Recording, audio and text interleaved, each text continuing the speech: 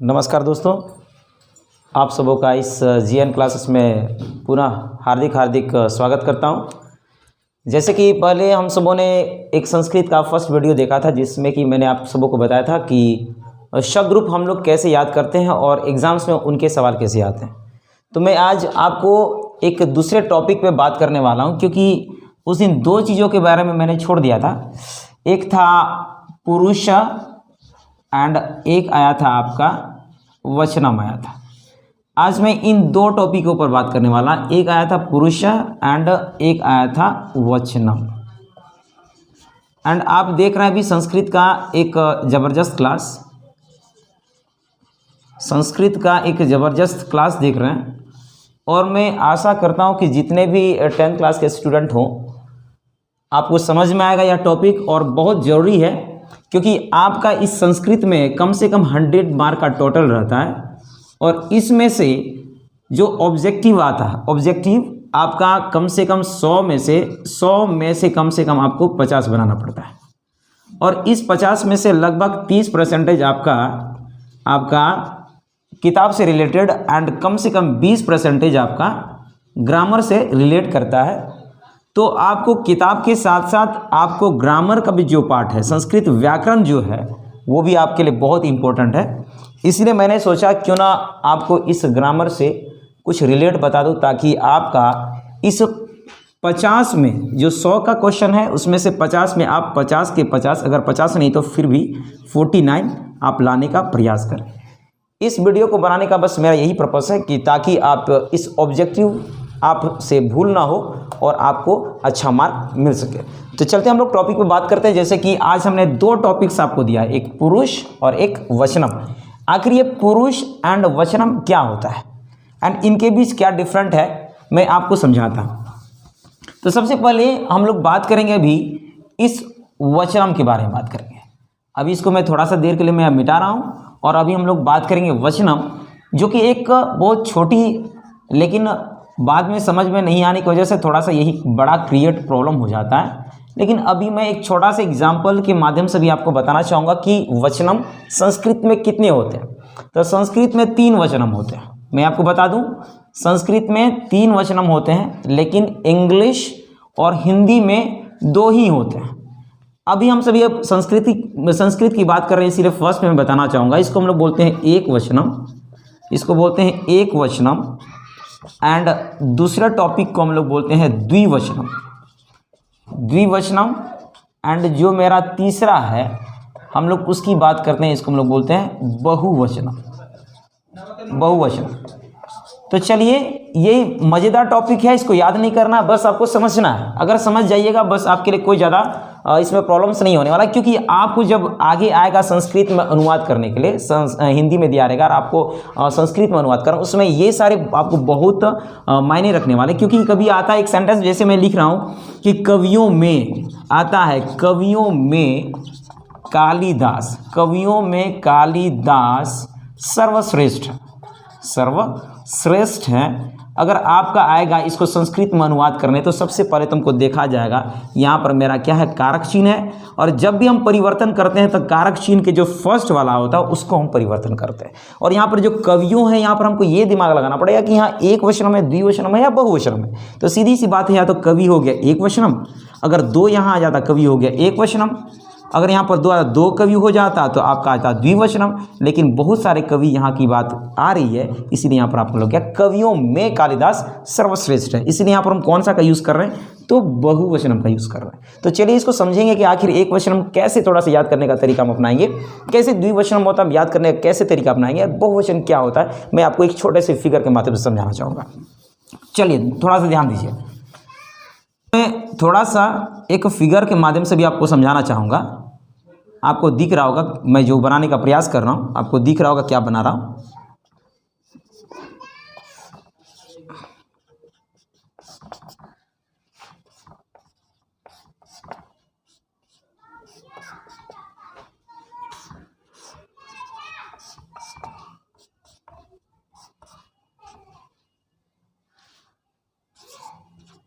ध्यान दीजिएगा, थोड़ा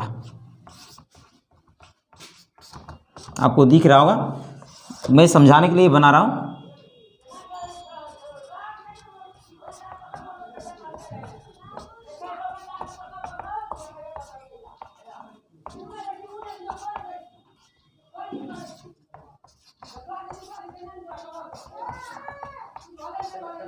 आपको समझ में आ रहा होगा यहाँ मैं जो बनाने का प्रयास किया। चलिए थोड़ा सा इसको हम लोग थोड़ी सी भाषा में समझेंगे, क्योंकि इसको समझना बड़ी बात है। आपको एग्जाम में कभी नहीं पूछता कि द्विवचन किसे कहते हैं, या तो आपको कभी नहीं पूछता है कि बहुवचन किसे कहते हैं, या तो कभी नहीं पूछेगा एक वचन किसे कहते हैं। बस आपको दिमाग उसमें ये करना है। वो बच्चे क्लास में जब से 10th से नीचे क्लास वाले होते हैं उनके लिए पूछा जाता है कि आखिर द्विवचन क्या होते हैं, बहुवचन क्या होते हैं। लेकिन आपके पास ये ऐसा सवाल नहीं करने वाला। आपके पास सवाल क्या करने वाला है कि आखिर एक वचन का आप कैसे इसको आइडेंटिफाई करो कि यह मेरा एक वचन है। सीधी सी बात है, जब हमारी आंखें खुलेगी बस एक वस्तु को देखेगी। वस्तु मीन्स कोई भी वस्तु हो, चाहे यहाँ पर मैंने पेंसिल बनाया हो, यहाँ पर केवल पेंसिल नहीं हो सकता बल्कि एक बेंच, एक डेस्क, एक टेबल, जैसे मेरे पास एक मार्कर है या यहाँ पर एक बोर्ड लगी हुई है। अगर ऐसा आपको दिख जाए इसका मतलब समझ जाइएगा कि यहाँ मेरा एक वचन है। आपको सीधी सी बात यहाँ से भी स्पष्ट हो रहा है, एक मीन्स ओनली वन, बस एक ही। बस आप समझ जाइए कि यह क्या है, एक वस्तु है इसलिए एक वचन। अगर व्यक्ति के उसके बाद हम फिर व्यक्तियों की बात करें तो यहाँ पर आपको दिख रहा होगा एक टिक वाला, जो कि यहाँ पर भी एक ही है, और इसके लिए भी हम लोग क्या लगाएंगे, बस एक वचन की बात करेंगे। क्लियर हो गया? अब हम लोग चलते हैं द्विवचन में। अब यहाँ पर हमने 2 पेंसिल का निर्माण किया है।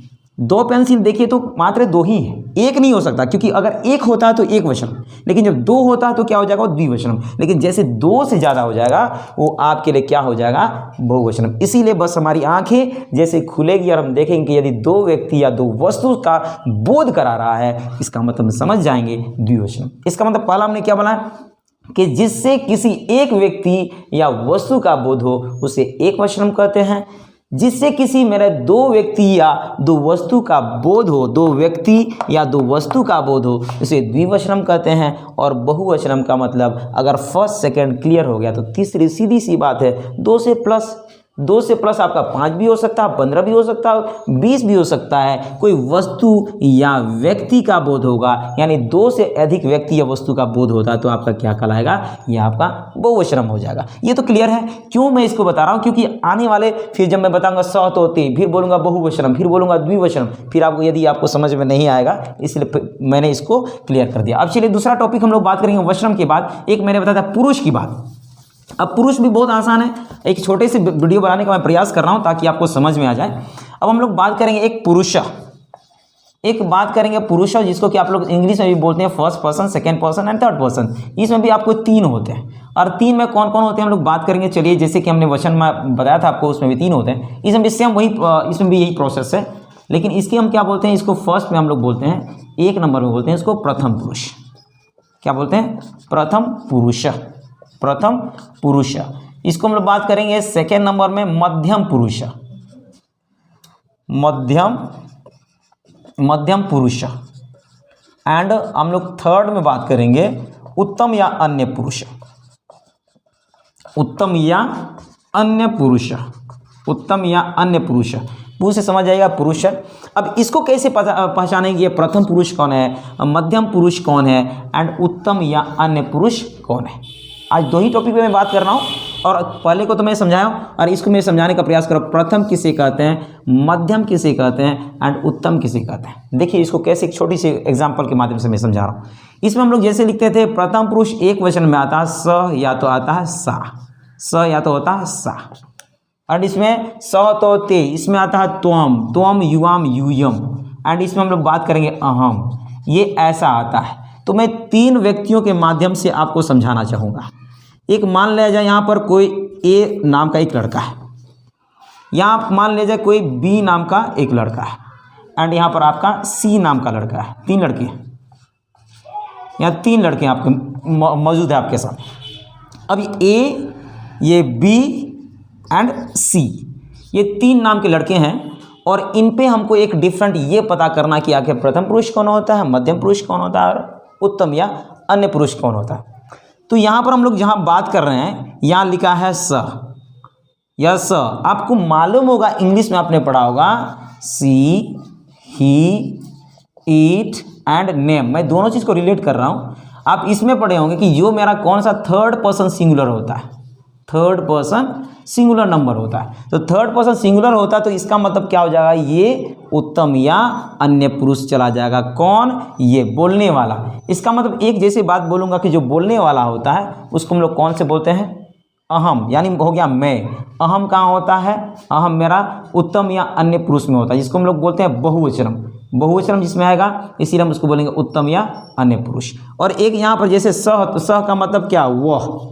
जैसे बोलेंगे अगर मैं बोल रहा हूँ तो मैं हो गया प्रथम, जो सुन रहा है उसको बोलेंगे मध्यम, और जिसके बारे में कहा जाए उससे हम लोग क्या होते हैं, प्रथम पुरुष। जिसके बारे में बोला जा रहा है वो प्रथम पुरुष कहलाता है। जो सुनने का काम करता है उसे मध्यम पुरुष कहते हैं, और जो मैं बोलने वाला हूँ वो मेरा, उसको हम लोग बोलते हैं उत्तम या अन्य पुरुष। यह थोड़ा सा हिंदी से अलग है, इंग्लिश से थोड़ा सा अलग है, क्योंकि प्रथम पुरुष उसमें क्या होता है आपने पढ़ा होगा आई, फिर उसका हम लोग जब प्लूरल बोलते हैं वी होता है। इसलिए आप इसमें याद रखना कि ये उत्तम और जो अन्य पुरुष है वो मेरा क्या हो गया, मैं, यानी हो गया ये उत्तम पुरुष हो जाएगा, मैं बोलने वाला, सुनने वाला हो जाएगा त्वम यानी मध्यम पुरुष, और जो किसी तीसरे व्यक्ति के बारे में बोला जा रहा है उसे हम लोग क्या कहते हैं, प्रथम पुरुष कहते हैं। मेरे ख्याल से आप सबको समझ में आया होगा। मैं छोटा सा इन दो चीज़ों में मैंने पहले ही बोल दिया था, एक शब्द रूप एंड एक पुरुष एंड एक वचनम के बारे में मैंने आज आपको क्लियर कर दिया। आशा करता हूँ आपको समझ में आया होगा। अगर आपको समझ में आया होगा तो अपने दोस्तों के बीच शेयर करें, और ज़्यादा से ज़्यादा हम आपको देना चाहेंगे परीक्षा के दृष्टिकोण से, ताकि कम समय में आपको कुछ मटेरियल मिल सके और आप एक अच्छे नंबरों से आप अपना रिजल्ट बना सके। धन्यवाद, फिर मिलते हैं अगले वीडियो में। मैं फिर आपको बताना चाहूँगा कि आपने यदि अभी तक मेरे पिछले वीडियो को यदि आपने नहीं देखा होगा जीएन क्लासेस में, तो आप यदि उससे खुश हुए होंगे या तो आपको लगा होगा कि मुझे कुछ एक ऐसा कुछ मिल रहा है, तो मैं आप लोगों से फिर नम्र निवेदन करना चाहूँगा। और मैं आपको बस ऐसे और नम्र निवेदन की बात मैं क्या करूँ, बस आपको यह विश्वास दिलाना चाहता हूँ कि आप अगले वीडियो को देखकर, पार्ट 1 को देखकर आप फिर से इस वीडियो को देखने के बाद हमें अपना प्यार जरूर दर्शाएं, और इस जीएन क्लासेस को सब्सक्राइब कर एक आगे बढ़ाने के लिए हमें भी प्रेरित करें। धन्यवाद।